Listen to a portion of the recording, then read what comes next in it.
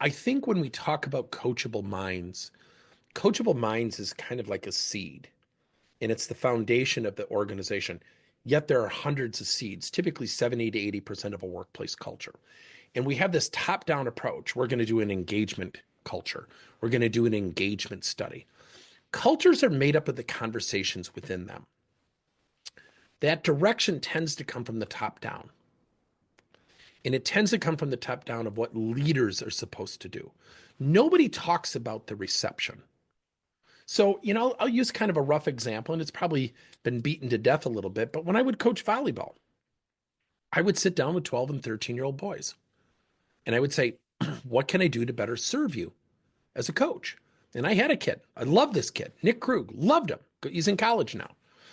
He said, you yell some zany stuff. Half the time, I don't know what you're talking about, but I know you're always joking. I get very nervous on the court. Since that day, I never did it. Finally, a parent once said to me, why do you do that with young kids? I said, I want them to find their voices. You do everything they tell you to? I said, of course not. Some of the things I hear are comical. Yet what I've now done is I've created the communication to go upward.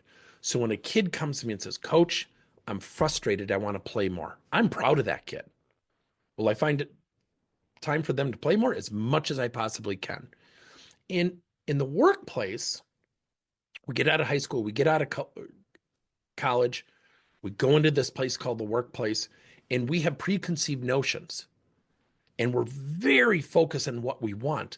And you combine want with 85% lack self-awareness, 71% are neutral or actively disengaged, 42%, and that number is actually going up according to a study at Harvard Business Review, that encompasses our workplace. And now we got to talk to each other. That stuff spreads like wildfire. So the seeds that Coachable Minds creates are positive seeds that grow upward. Seeds don't grow downward, they grow upward.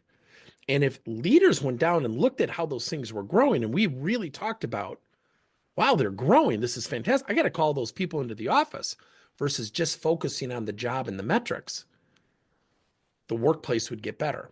We always remind leaders, don't coach to the job or the metrics, coach the person who produces the job and the metrics.